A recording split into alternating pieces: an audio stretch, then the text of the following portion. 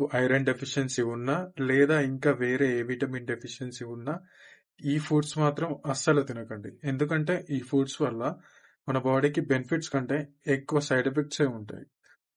ఇందులో ఫస్ట్‌ది tea and coffee. Tea, కాఫీస్‌లో టానిన్స్ అనే యాంటీ న్యూట్రియంట్స్ ఉంటాయి. ఇవి మన చిన్న పేగులో న్యూట్రియంట్స్‌ని ప్రాపర్‌గా అబ్జర్వ్ కానివ్వకుండా బ్లాక్ చేస్తాయి.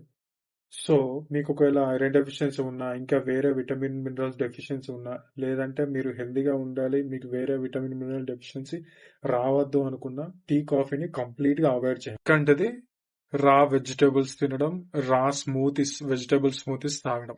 రా వీట్ గ్రాస్ జ్యూస్ అని, క్యారెట్, ఏబీసీ జ్యూస్ అని చెప్పేసి ఇలా రా వెజిటబుల్స్ ని జ్యూస్ లా చేసుకుని తాగుతుంటారు.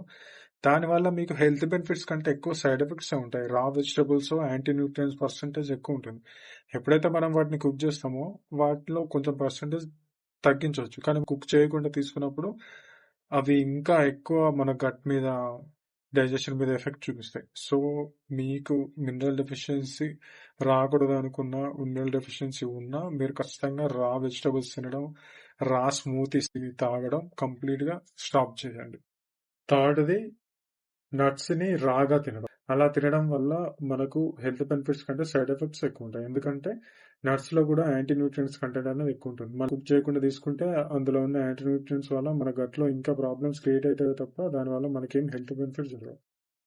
అండ్ ఫైనల్ గా చాలా చాలా ఇంపార్టెంట్ ఫైబర్. ఫైబర్ ని మీరు ఎంత తక్కువ తీసుకుంటే అంత హెల్తీ. చాలా మంది ఫైబర్ ఎక్కువ తీసుకుంటే చాలా హెల్త్ బెనిఫిట్స్ జరుగుతాయి అన్నట్టు చెప్తారు. కానీ ఫైబర్ ఎక్కువ తీసుకోవడం వల్ల ఎటువంటి హెల్త్ బెనిఫిట్స్ ఉండవు. మన గట్ చాలా తక్కువ అమౌంట్ ఆఫ్ ఫైబర్ ని మాత్రమే హ్యాండిల్ చేయగలదు. రూమినియంట్ యానిమల్స్ లైక్ మేకలు, బర్రెలు, గొర్రెలు, ఆవులు ఇటువంటి జంతువులు మాత్రం ఎక్కువ అమౌంట్ ఆఫ్ ఫైబర్ ని హ్యాండిల్ చేయగలవు. ఎందుకంటే వాటి గట్ అలా డిజైన్ చేయబడింది. కానీ మన గట్ అలా డిజైన్ చేయబడలేదు. సో మనం ఫైబర్ ఎంత తక్కువ తీసుకుంటే అంత మంచిది. మళ్ళీ మీరు ఫైబర్ ఎక్కువ తీసుకున్నప్పుడు డైజెషన్ అనేది చాలా స్లోగా ఉంటుంది. దీనివల్ల మినరల్స్ అబ్జర్ప్షన్ కూడా చాలా స్లోగా జరుగుతుంది.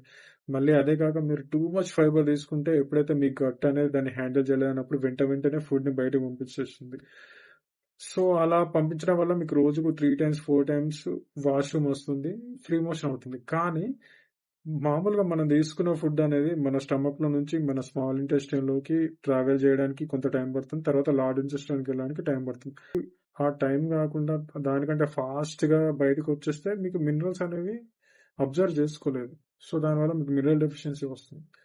సో వీలైనంత వరకు మీరు మీ మీ మీద మీరు టెస్ట్ చేసుకోండి. మీ బాడీ ఎంత వరకు ఫైబర్ ని హ్యాండిల్ చేయగలదో చూసుకొని అంతే ఫైబర్ తీసుకోండి.